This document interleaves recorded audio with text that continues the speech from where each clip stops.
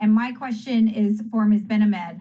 Um, as we've discussed in various ways today, the COVID-19 pandemic has really exposed deep vulnerabilities in our nation's economy.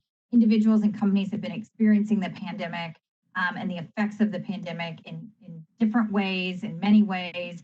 Can you share with us what your research shows about the biggest challenges facing clean energy startups, specifically from this health crisis, and share your insights about how the U.S. can better compete with international competitors on clean energy in the wake of the pandemic?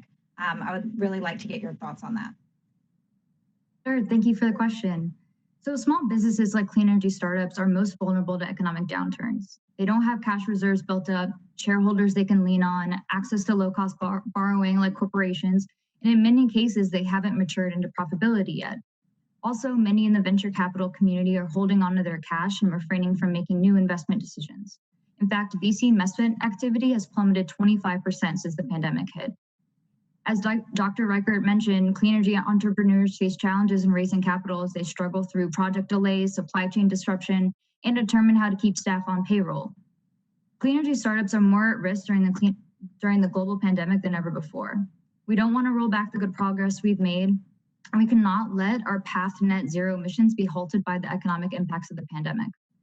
We need emergency relief measures for our clean energy startups now, and we need policies that can help them grow in the long term. How we can better compete. So currently 9 other countries invest more in energy R&D than the US as a share of GDP.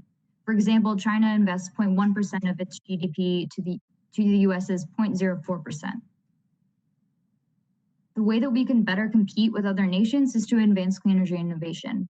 As I mentioned during my testimony, this can be done through substantially increasing federal clean energy R&D, committing to clean energy demonstrations, and expanding tech transfer programs like the ones included in the Energizing Technology Transfer Act.